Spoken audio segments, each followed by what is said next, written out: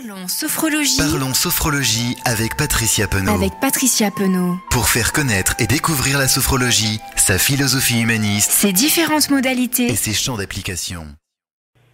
Bonjour et bienvenue dans l'émission Parlons sophrologie.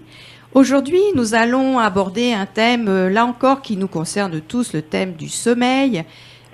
Qui n'a pas rencontré des difficultés quand ce n'est pas lié au stress, peut-être en rapport avec des difficultés de lâcher prise ou encore différentes peurs en relation avec la difficulté au laisser aller.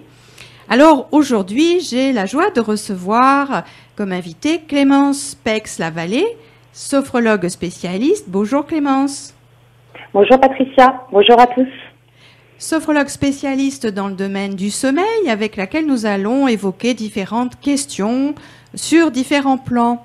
Clémence, comment vous en êtes arrivée à étudier ce sommeil et avoir envie de mettre en place des programmes de sophrologie autour du sommeil ?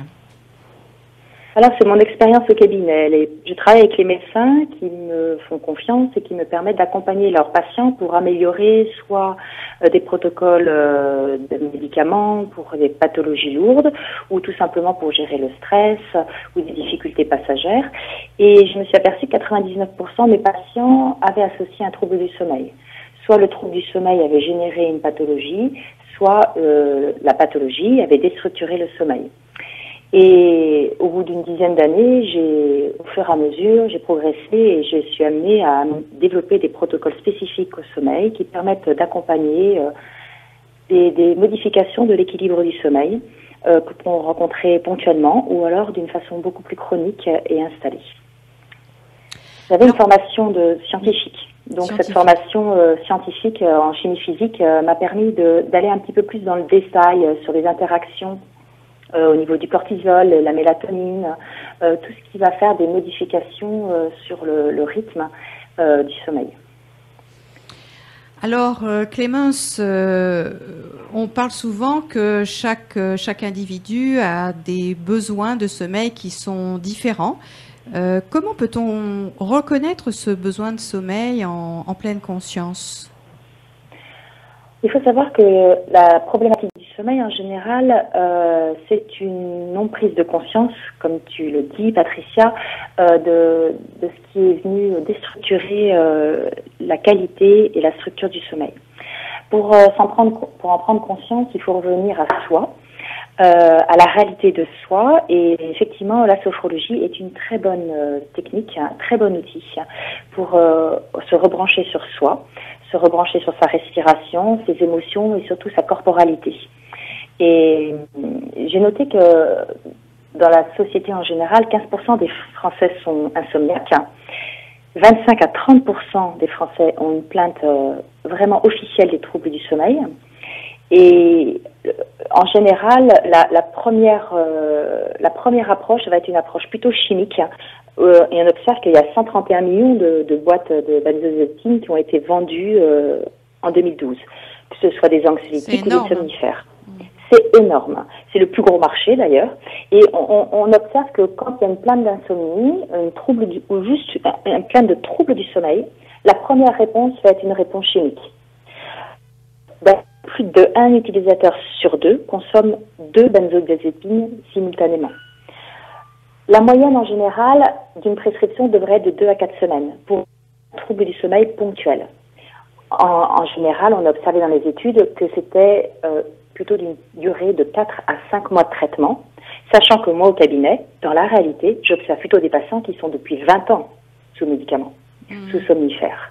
Et là, effectivement, on est passé dans une insomnie chronique qui au début était peut-être ponctuelle et qui est devenue chronique, bien installée, et ça va être difficile d'en sortir si on ne substitue pas le somnifère ou l'approche d'une façon différente. Clémence, donc par rapport à ces somnifères, est-ce que la facilité à repérer le besoin naturel de sommeil va être aisée ou pas ? Est-ce que ça perturbe vraiment le besoin naturel de sommeil, le fait de prendre des somnifères ? Le fait de prendre le somnifère va surtout perturber la qualité de sommeil. souvent avec le somnifère, on descend dans un sommeil lent, profond, beaucoup moins profondément. Donc en fin de compte, on aura un sommeil récupérateur beaucoup moins profond. Et dans ce sommeil lent profond, c'est intéressant parce que c'est là où on produit, bien sûr, les enfants, l'hormone de croissance, et c'est aussi toute la régénération cellulaire. Et on va s'observer que la personne va traîner une fatigue chronique malgré le somnifère, qui pourra avoir un effet ponctuel très intéressant, mais en s'installant, il va créer une vraie insomnie.